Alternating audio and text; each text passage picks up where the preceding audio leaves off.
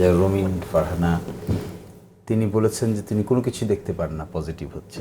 উনি কি দেখতে পান নাই যে 21 আগস্টের মামলায় কি হয়েছে? উনি দেখতে পান নাই 10 ট্রাক মামলায় কি হয়েছে?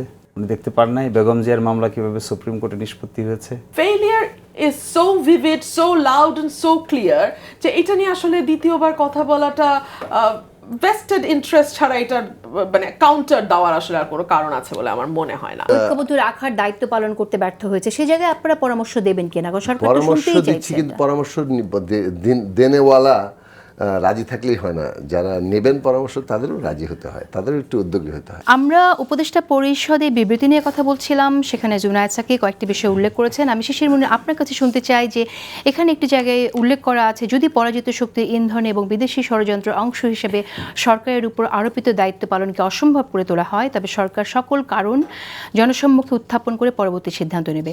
আপনি কি এখানে পরাজিত শক্তির ইন্ধন দেখছেন বা বিদেশি ষড়যন্ত্র দেখছেন? এই বিবৃতিটা হঠাৎ করে এই লাইনটা স্পেসিফিকলি কেন হলো? যে রোমিন ফারহানা তিনি বলেছেন যে তিনি কোনো কিছু দেখতে পান না পজিটিভ হচ্ছে। যে কি হচ্ছে, এটা কি, কোথায় কি হচ্ছে? উনি কি দেখতে পান নাই যে 21 আগস্টের মামলায় কি হয়েছে? উনি দেখতে পান নাই 10 ট্রাক মামলায় কি হয়েছে? উনি দেখতে পান নাই বেগম জিয়ার মামলা কিভাবে সুপ্রিম কোর্টে নিষ্পত্তি হয়েছে? উনি দেখতে পান নাই বেগম জিয়ার প্রথম দিন বেগম জিয়া সম্পর্কে কি সিদ্ধান্ত নেওয়া হয়েছে? উনি দেখতে পাচ্ছেন না বেগম জিয়া বিদেশে চিকিৎসা নিতে যাচ্ছেন, আসতেছেন? কি কারণে হয়েছে এগুলা? Who did this? উনি দেখতে পাচ্ছেন না এদেশের রিজার্ভে কি হয়েছে? উনি তাও দেখতে পাচ্ছেন না যে বিদেশে যে পাচারকৃত সম্পদ জব্দ হচ্ছে? উনি এটাও দেখতে পাচ্ছেন না যে বাংলাদেশের সিলেটে সরাসরি ওখান থেকে এখন রপ্তানি হচ্ছে, সরাসরি সিলেট থেকে রপ্তানি হচ্ছে, চিটাগাং থেকে শুরু হতে যাচ্ছে। এবং এই যে ইনস্টিটিউশনাল রিফর্ম কমিশনগুলো রিপোর্ট আসছে, ঐকমত্যের আলোচনা হচ্ছে, সকল দল সেখানে যাচ্ছে। তারপরে একটা বড় অংশ দেখেন বাংলাদেশের সিপিসি সংশোধন হয়েছে, ডিজিটাল নিরাপত্তা আইন গিয়েছে, এখানে ইম্পর্টেন্ট হয়েছে বিচারক নিয়োগ হয়েছে হাইকোর্টে, অধ্যাদেশ জারি হয়েছে, সেখানে গুম খুন অধ্যাদেশ জারি হতে যাচ্ছে, সেখানে একই সাথে ট্রাইব্যুনালের তদন্ত প্রক্রিয়া অনেকাংশে শেষ হয়ে আসছে, সেই মামলাগুলিও কর্মরত শুরু হয়েছে। তাহলে এগুলোকে যদি আমরা কাজ মনে না করি, ওয়ার্ক মনে না করি, তাহলে ওয়ার্কটা কী হবে? It is very important. আর সেকেন্ড কথা হলো আপনি যেটা বলেছেন যে বিদেশি শক্তি, আর আরেকটা কথা বলেছেন হলো পরাজিত শক্তির ইন্ধন এবং বিদেশি ষড়যন্ত্রের কথা এখানে উল্লেখ করা আছে। এই বিষয়টাকে আমি জানতে চাচ্ছি যে আপনারা এটা দেখছেন কিনা, এরকম কোনো? এখানে তো পরাজিত শক্তির ইন্ধন, এটা তো আমরা বিভিন্ন সময় ফিল করি, এটা তো সরাসরি দেখার বিষয় না, চোখে তো আর দেখা যাবে না। ইন্ধন তো এমনই জিনিস, অ্যানালিটিক্যাল বা অ্যানালাইসিস থেকে বের হয়ে আসে যে এই বিষয়টাকে ভিন্নভাবে প্রভাবিত করার চেষ্টা করা হচ্ছে।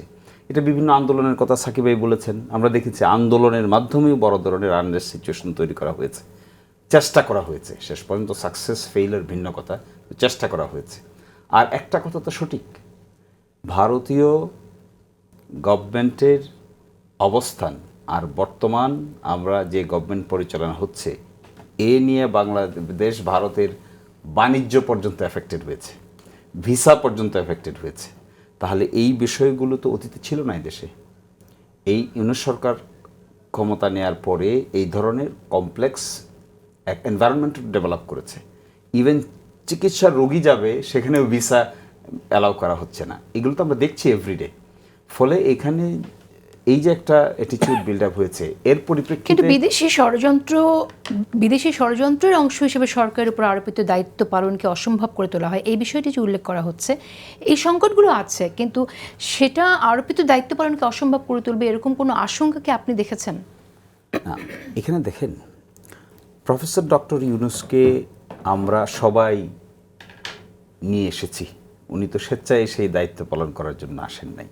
আমরা সবাই একটা ক্রাইসিস মোমেন্টে মনে করেছি, সকল রাজনৈতিক দল, সকল সিভিল সোসাইটি, ছাত্ররা সকলে মিলে ওনাকে এই দায়িত্বটা দিয়েছেন।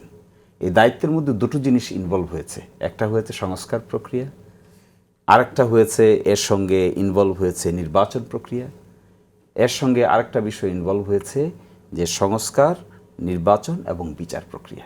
কিন্তু আমার প্রশ্ন উত্তর পাচ্ছি না। হ্যাঁ, আমি দিচ্ছি আপনাকে, এই তিনটা বিষয় এখানে অ্যাড হয়েছে। তো সেখানে ওনাকে বাধাগ্রস্ত যদি করা হয়, এই কাজগুলো করার ক্ষেত্রে যদি ডিফিকাল্ট সিচুয়েশন গড়ে তোলা হয় বা ডিফিকাল্ট সিচুয়েশন হয়ে যায়, তাহলে আমরা কি লাভবান হব? এই ডিফিকাল্ট সিচুয়েশন করার মতো কোনো ষড়যন্ত্র, বিদেশি ষড়যন্ত্রের কোনো আলামত কি আপনি দেখেছেন? হ্যাঁ, আমি এটাই তো বলছি আপনাকে। যেমন ধরুন উনি ফাংশন করতে গিয়ে কতগুলো উদ্যোগ নেওয়ার চেষ্টা করেছেন, বিশেষ করে যেমন চট্টগ্রাম বন্দরের বহু মামলা করি আমি, অনেকের লিগেল অ্যাডভাইজার আমি তো যে দেখছি এখানে কি জটিলতার কারণে বন্দর ব্যবস্থাপনাটা এরকম গোলমাল হয়ে আছে, এবং এখানে এক ধরনের ভেস্টেড কোয়ার্টার আছে, ইন্টারেস্টেড কোয়ার্টার আছে। আর্থিকভাবে যারা লাভবান হন, এই বিজনেসটা যারা করেন, তারা কখনো এটাকে অটোমেশন করতে দেন না। এটা দেশের বিদেশের প্রশ্ন না, প্রশ্ন হলো ভেস্টেড কোয়ার্টারের এই বন্দরটাকে অটোমেটিক সিস্টেমের মধ্যে আনতে দেন না। ফলে এত অব্যবস্থাপনা। আপনি যদি কেউ বন্দরে যান, তাহলে এখানে মাল লোডিং আনলোডিং ক্ষেত্রে, যেটাকে আমাদের হৃৎপিণ্ড বলা হচ্ছে অর্থনীতির, এবং ইউনূস সরকারও বলেছেন যে এটা একটা হৃৎপিণ্ড, এখানে যদি অটোমেশন প্রক্রিয়া চালু করা হতো আমাদের অর্থনীতির চাকা বড় আকারে দেখা। কিন্তু এখানে তো যে বাধাটা আসছে বা আপত্তি যেখান থেকে আসছে, আমরা যেটা শুনছি, আলোচনার কথা বলা হচ্ছে রাজনৈতিক দলগুলো, দেশের রাজনৈতিক দলগুলো থেকে আপত্তি আসছে। বিদেশি ষড়যন্ত্র কেন এখানে আপনি এটার সাথে রিলেট করছেন? দেখেন, ডক্টর ইউনূস, আপনি আজকে ডক্টর ইউনূস সরে যাক, আমি একটা রুট বাস্তবতা করি, আজকে ডক্টর ইউনূস সাহেব না থাকুক, কোনো কারণে উনি দায়িত্বে না থাকুক, আমাদের কারণেই হোক কিংবা অন্য কোনো কারণেই হোক, উনি না থাকুক, দেখবেন এই যে গণ অভ্যুত্থান হয়েছে এটা কীভাবে চিত্রিত করা হয়, এর কি ইন্টারপ্রিটেশন আসে। আজকে আপনি নিউ ইয়র্ক টাইমস দু একদিনের মধ্যে দেখতে পাবেন, ফ্রাইডেতে দেখতে পাবেন ইকোনমিস্ট, এর অ্যানালাইসিসগুলো দেখতে পাবেন যে কিভাবে বাংলাদেশকে চিত্রিত করা হয়, এবং বাংলাদেশের এই অভ্যুত্থানটাকে বিভিন্নজন চিত্রিত করার চেষ্টা করেছে, তো পারে নাই তো, এবং না পেরে বরং যে অভ্যুত্থান হয়েছে এটা তো একটু ডিফিকাল্ট টাইপের, অনেক এক্সিস্টিং পাওয়ারকে চ্যালেঞ্জ করেই তো এটা করতে হয়েছে। ছাত্ররা সামনে ছিল, সকলেই সাথে ছিল, এই জন্য পসিবল হয়েছে, পসিবল হতো না। তাহলে এর অর্থ কি আপনি বলতে চাইছেন যে বিদেশি পত্রিকা, পাশের দেশের মিডিয়া যেভাবে পোর্ট্রেট করবে সেটার কারণেই যদি সরকারের কাজ সরকারের উপর আরোপিত দায়িত্ব পালন অসম্ভব হয়, তাহলে সরকার জনসম্মুখে এই কারণ উত্থাপন করে পরবর্তী সিদ্ধান্ত নেবে? এটার একমাত্র সেফগার্ড কি? সরকারের সামনে একমাত্র সেফগার্ড কি? একমাত্র সেফগার্ড হলো যে বড় বড় রাজনৈতিক দলগুলো আছেন, স্টেক হোল্ডার্স আছেন, সিভিল সোসাইটি আছেন, তাদের ঐক্য। এই কথাই সেখানে বলেছেন, ঐক্য যদি বজায় থাকে তাহলে ওগুলো মূল বিষয় হবে না, ঐক্য যদি বজায় না থাকে তাহলে ওটা মূল বিষয় হয়ে দাঁড়াবে। এবং এই জন্য এখানে মূল বিষয়টা হলো এই ঐক্যটা। আমরা দু একটি মারফতে, দু একটি সূত্রে আমরা একটি বিষয় শুনেছি যে সেনাবাহিনীর প্রধানের বক্তব্য থেকে তিনি হার্ট হয়েছেন, বিশেষ করে নির্বাচন প্রসঙ্গে তিনি যেখানে বলেছেন ডিসেম্বরের মধ্যে হতে হবে, এবং আরও দু একটি বিষয় এখানে এসেছে, চিটাং পোর্ট ছাড়াও মানবিক করিডোর প্রসঙ্গ এসেছে। এটা আপনি কতটুকু মনে করেন আসলে? আপনি সেনাবাহিনীর প্রধান যে বক্তব্যটা দিয়েছেন তিনি উচিত বলেছেন, দেখবেন শব্দটা উচিত, এবং আজকেও একজন প্রভাবশালী বিএনপি নেতা সেটা বলেছেন যে তিনি উচিত বলেছেন। এই কথা তো অস্বীকার করার কোনো স্কোপ নাই।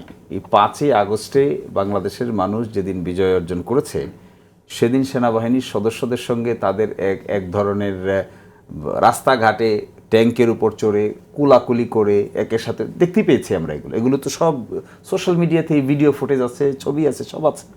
আমরা সেখানে সেনাবাহিনীকে দেশপ্রেমিক সেনাবাহিনী হিসেবে আখ্যায়িত করেছি, এবং সেখানে আমরা ফুল দিতে দেখেছি। এগুলো তো অস্বীকার করার কিছু নাই, ইটস রিয়ালিটি।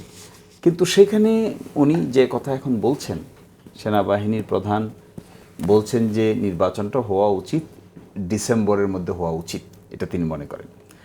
এবং এই যে তিনি তার মতামত প্রকাশ করেছেন, কেউ বলছেন যে তিনি তার লিমিট ক্রস করেছেন, রাজনৈতিক বিষয়ে মতামত প্রকাশ করেছেন, এরকম অ্যানালাইসিস এসেছে আমি দেখলাম অনেক পত্রিকায়। আবার কেউ বলছেন যে তিনি তো এই প্রক্রিয়ার একটা important stakeholder, important stakeholder হিসেবে তিনি উচিত বোধটা প্রকাশ করতে তো কোনো অসুবিধা নেই। ফলে আমি মনে করি না যে সেনাবাহিনীর প্রধানের বক্তব্য নিয়ে অস্থিরতা তৈরি হয়েছে। আমি মনে করি এই অস্থিরতার মূল কারণ হলো রাজনৈতিক দলগুলোর মধ্যে পারস্পরিক আস্থাহীনতা তৈরি। আচ্ছা, আমরা আসলে এইরকম একটা পরিস্থিতি থেকে বের হতে পারছি কিনা রুমিন? সময় ফুরিয়ে এসেছে আসলে। আমার ভাই কথা বলতে বলতে যখন আমি ডক্টর ইউনূসের একটা ফেলিয়ার বলছিলাম, উনি খুব আহত হয়েছেন। উনি খুবই আহত হয়ে কয়েকটি উদাহরণ দিয়েছেন যে এই জায়গায় কি আমি ডক্টর ইউনূসের সাফল্য দেখছি না। ফর এক্সাম্পল খালেদা জিয়ার বিচার, কিংবা 10 ট্রাক অস্ত্র, কিংবা 21 আগস্ট। তাহলে কি আমরা ধরে নেব এগুলো ডক্টর ইউনূসের নির্দেশ অনুযায়ী হয়েছে? যদি তাই হয়ে থাকে, তাহলে বাংলাদেশের যে সেপারেশন অফ পাওয়ারের জন্য আমরা এত লড়াই করেছি, সেটার কি অবস্থা দাঁড়ালো? হ্যাঁ, কোর্ট বা যখন তাহলে শেখ জামাতের হাসিনা জেনারেল সেক্রেটারি কেন এখনো ভেতরে যাই হোক, তো ওনার not right. আপনাদের নিবন্ধনটা কি হচ্ছে কোর্টের থেকে? এই তো রায়ের জন্য আছে আর একজন আছে, আচ্ছা আচ্ছা, 9 মাস হয়ে গেছে। যাই হোক, তো আমার ভাই খুবই উত্তেজিত হয়েছে কেন আমি ওনার ব্যর্থতা নিয়ে আমি বললাম। আপনার সেটার জবাব দিব। এবং সিলেটের বন্দর দিয়ে যাওয়া আসা সরাসরি হচ্ছে এয়ারপোর্ট ইউজ করে, বিকজ উপায় নাই তো, ভারত তো বন্ধ করে দিয়েছে, এখন তো সিলেট চট্টগ্রাম সব এয়ারপোর্টই আমাদের আস্তে আস্তে ইউজ করতে হবে। বাট দ্য থিং ইজ, বিশ্বব্যাংক ফোরকাস্ট করছে যে বাংলাদেশের 54 বছরের হিস্ট্রিতে সবচেয়ে কম জিডিপির প্রবৃদ্ধি হবে এই বছর, 3.3। এবং আমদানি রপ্তানির যে কথাটি আমি বলেছিলাম ওটা আমি রিপিট করব না, ওটা আমার কথা আগের সেগমেন্টে আমি বলে দিয়েছি। একটা 26% কমেছে ফরেন ডিরেক্ট ইনভেস্টমেন্ট, আর 29% কমেছে internal investment. So failure is so vivid, so loud and so clear যে এটা নিয়ে আসলে দ্বিতীয়বার কথা বলাটা ভেস্টেড ইন্টারেস্ট ছাড়া এটার মানে কাউন্টার দেওয়ার আসলে আর কোনো কারণ আছে বলে আমার মনে হয় না।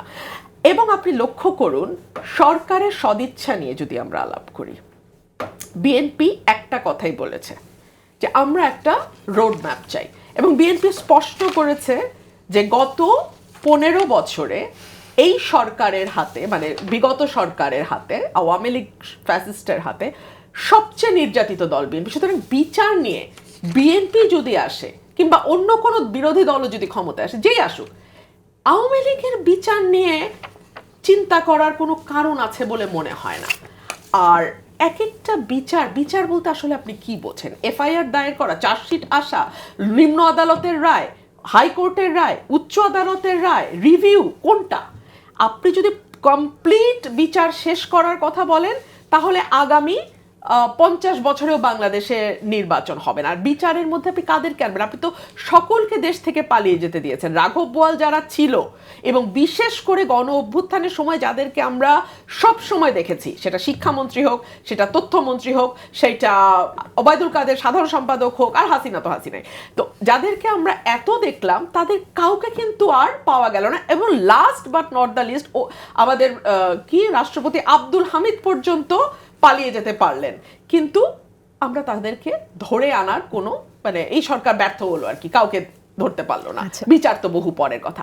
সংস্কার, এই যে ছোট সংস্কার, বড় সংস্কার, মেজ সংস্কার, অনেক রকম কথা বলছে, কোনটা ছোট কোনটা বড়, কোনটার জন্য কবে, এই কথাটাও তো স্পষ্ট করছে না। শেষ করে 6টি কমিশন রিপোর্ট দিয়েছে, সেই রিপোর্টগুলোর ব্যাপারে ইভেন কনস্টিটিউশন কমিশন যে রিপোর্ট দিয়েছে, যেটা সবচেয়ে বেশি আর্গুমেন্টেড কমিশন, সেইখানে বিভিন্ন দল তাদের মতামত জানিয়েছে।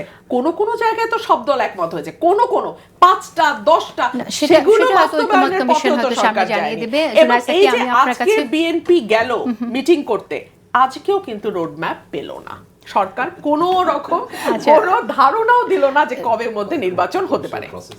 জোনাসাকে আমি আপনার কাছে জানতে চাই, আপনার কি মনে হয় যে কি হতে যাচ্ছে? আসলে কোনো আশার কি আমরা করতে পারি কিনা, আশাবাদ রাখতে পারি কিনা? না, আমরা তো সবসময় আশাবাদী, এবং আমরা মনে করি ভুলভাবে যে আশাবাদ রাখতে চাই না। আমরা মনে করি যে বিচার, সংস্কার এবং নির্বাচনের একটা রোড ম্যাপ দেওয়া এই সরকারের একটা দায়িত্ব। যত দ্রুত তারা এটা দেবেন তত দ্রুত এটা রাজনৈতিক স্থিতিশীলতা আনবে, এটা তত দ্রুত অর্থনৈতিক স্থিতিশীলতা আনতে সাহায্য করবে, এবং লোকজন সব অ্যাজ ইউজুয়াল করা শুরু করবে। ধরেন বিনিয়োগ যারা করতে চিন্তা করবে, তারা প্ল্যান করবে যে অমুক সময় নির্বাচন হবে। এখন আপনারা রাজনীতিবিদ হিসেবে সরকারের সাথে এখন আমরা এটা বোঝার একটু মুশকিল, প্রোঅ্যাক্টিভ রোল প্লে করবেন কিনা, যে সরকারকে যেমন যে কথাটি এখন যেটা বললেন যে আমাদের সরকার ভূমিকা তার প্রোঅ্যাক্টিভ দায়িত্ব ঐক্যবদ্ধ রাখার দায়িত্ব পালন করতে ব্যর্থ হয়েছে, সেই জায়গায় আপনারা পরামর্শ দেবেন কিনা? কারণ সরকার তো পরামর্শ শুনতেই দিচ্ছি, চাইছে। কিন্তু পরামর্শ দেনেওয়ালা রাজি থাকলেই হয় না, যারা নেবেন পরামর্শ তাদেরও রাজি হতে হয়, তাদেরও একটু উদ্যোগী হতে হয়। না, তো আপনি যাই হোক, নিশ্চয়ই ইনফ্লুয়েন্স করার ক্ষমতা রাখবেন, আমরা বিশ্বাস রাখতে চাই। হ্যাঁ, আপনি বিশ্বাস রাখতে থাকেন। তো সেটা যে জায়গাটা আমরা বলতে চাচ্ছি সেটা হচ্ছে যে এই যে একটা রোড ম্যাপ মানুষ চাইছেন, তো সরকারের দিক থেকে প্রাথমিক একটা আছে ডিসেম্বর টু জুন, কিন্তু আরও সুনির্দিষ্ট রোড ম্যাপ যেটা ডিসেম্বরে হবে অথবা জানুয়ারিতে হবে অথবা একটা টাইমে হবে, সেইটা তো সরকারকে বলতে হবে। এখন আমি শেষ করি, নির্বাচন চাওয়াটা যদি বিদেশি ষড়যন্ত্র হয়ে পড়ে, সেটা কিন্তু খুব আনফর্চুনেট। নির্বাচন অত্যন্ত গুরুত্বপূর্ণ প্রশ্ন। বাংলাদেশের মানুষ ভোট দিতে পারে নাই এবং ভোটাধিকার নাই, এটা ছিল আমাদের পুরো সংকটের, রাজনৈতিক সংকটের একটা কেন্দ্রীয় জায়গা। অনেকে মনে করেন ভোটাধিকারই গণতন্ত্র কিনা, ভোটাধিকারের আইডিয়া নিয়ে এত বেশি উচ্ছ্বসিত আর কিছু নাই। যেন ভোটাধিকারের বাইরে ওনারা একটা ডেমোক্রেসি বলে একটা জিনিস আছে, সেই ডেমোক্রেসি ওনারা কায়েম করতে চান কোনো ব্যক্তি। তো সেই তো তাদের যার যার আইডিয়া থাকতে পারে, কিন্তু বাংলাদেশের মানুষ যে গণতন্ত্র চেনে সেইটা ভোটাধিকার তার প্রাথমিক ভিত্তি। সুতরাং ভোটাধিকারের জায়গাটা যদি আমরা না ফিরি, রিপাবলিকে যদি জনগণকে ইনভলভ করে কোনো রাজনৈতিক প্রক্রিয়া না এগোয়, তাহলে তো সেইটা যত মানে আপনি মহৎ নির্বাচনের পরিকল্পনা কথা নিয়ে বলছেন, নাগেন, ভোটাধিকারের সেটা কথা ঠিক বলছেন, হবে না। কিন্তু এখানে জুলাই সনদের ব্যাপার আছে, সেই জায়গাটাও একটা দাবি আছে। আপনার কি মনে হয় যে এটা আসলে কতটুকু সবাই? দেখুন, এই যে একটার সাথে আরেকটা লাগিয়ে দিলেন না, এটা হচ্ছে সমস্যা। জুলাই সনদ ওর বহু আগে হয়ে যাবে, জুলাই সনদ না কিন্তু জুলাই ঘোষণাপত্র, জুলাই ঘোষণাপত্র। এটা বহুবার বসা হয়েছে, আমরা আমাদের মতামতগুলো দিয়ে দিয়েছি। এখন আপনি একটা জায়গাতে যাবেন, এখন আপনার সিদ্ধান্ত নিতে হবে আপনি কমন মিনিমাম করবেন নাকি যার যার একটা করে জুলাই ঘোষণাপত্র করবেন। হ্যাঁ, এটা করতে পারেন, যার যার ঘোষণাপত্র করতে গেলে আমি আমার মতো করে যেভাবে দেখি, আরেকজনের মতো করে যেভাবে দেখি, এবং জনগণ যদি এটা আপনাকে একটা পছন্দ মুশকিল। করে আপনার ঘোষণাপত্র, এটা তাহলে একটা আপনাকে জায়গা। আরেকটা endorse হচ্ছে করবে। জুলাই সনদ যেটা বলা হচ্ছে, এটা আসলে একটা জাতীয় সনদ। এটাকে মানে জুলাই সনদের জায়গাতে জাতীয় সনদ হিসেবে দেখা দরকার। জাতীয় সনদ আমরা তৈরি করব সবার ন্যূনতম কনসেনসাস যেগুলোতে হচ্ছে, ন্যূনতম ঐকমত্য যেগুলো হচ্ছে, যেগুলো বিরোধ হচ্ছে জনগণের কাছে যাব, সবাই সবার ম্যানিফেস্টো নিয়ে যাবে। এখন আমাদের সংস্কার প্রস্তাব যদি জনগণ ভোট দিয়ে আমাকে সংখ্যাগরিষ্ঠ দেয়, আমরা সেটা বাস্তবায়ন করবো। Right, শিশির তো মনি, এটা আমি যার আপনার যার কাছে জায়গাতে last যাবে। মন্তব্য শুনতে চাই। শেষ বাক্য হচ্ছে এইটাই যে সরকারের কাজ হচ্ছে এই সমস্ত স্টেক হোল্ডারকে সাথে নিয়ে এই সহজ জায়গাটা করা, কিন্তু সরকার কোনো এক বিশেষ কারণে এটা করছেন না। এই কারণটা যেটাই, সেটা নিয়ে কিন্তু অস্বচ্ছ রাখলে দূরত্ব বাড়বে। এই অস্বচ্ছতা কেন এবং কিভাবে আসলে সরকারের সাথে আপনাদের সংযোগটা ঘটতে পারে? শিশির মনি, আপনি কি একমত কিনা? হ্যাঁ, আমি তো মনে করি তিনটা বিষয় ক্লিয়ার করে ফেলা উচিত গভর্নমেন্টের পক্ষ থেকে, তাহলে সকল অস্থিরতা দূর হয়ে যাবে। একটা নির্বাচনের ব্যাপারে আমি সাকিবের সঙ্গে 100% একমত, সুনির্দিষ্ট মাস কিংবা উইক ডিক্লেয়ার করে দেওয়া উচিত, এক। 2 নম্বর হলো সংস্কারের সুনির্দিষ্ট দিন তারিখ একেবারে চেইন ধরে কোন মাসে কি হবে না হবে এটা ডিক্লেয়ার করে দেওয়া উচিত। আর থার্ড হলো এই বিষয়টার সঙ্গে বিচারটা কিভাবে অগ্রসর হবে এটাও সুনির্দিষ্ট করে রোড ম্যাপ দিয়ে দেওয়া উচিত। যদি 3টা রোড ম্যাপ এসে যায়, আমার ধারণা বিএনপি সহ বাকি যারা স্টেক হোল্ডার্স আছে সকলের অ্যাংজাইটি মিনিমাইজ হয়ে যাবে এবং there will be a good unity. আমরা আশা রাখতে চাই, আশাবাদ দিয়ে শেষ করি। যদি কোনো বিদেশি ষড়যন্ত্র থেকেও থাকে, হ্যাঁ, যেহেতু এটা সরকারের তরফে বলা হচ্ছে সেটাও আমরা অ্যাড্রেস করি, যদি থেকে থাকে, যেই মুহূর্তে এই 3টা জায়গায় সরকার তার অবস্থান স্পষ্ট করবে, এরকম কোনো দুরভিসন্ধি যদি কারো থাকে সেটা আর কার্যকর হবে না। অশেষ একটা ধন্যবাদ। ছোট্ট কমেন্ট, এই সময়টা যতক্ষণ না হয়েছে সুনির্দিষ্টভাবে ডিক্লেয়ার হওয়ার পর তো একটা সময় থাকবে, এই সময়ে ডক্টর ইউনূসকে কাজ করতে দেওয়া উচিত, কারোই বাধা তৈরি করতে দেওয়া উচিত।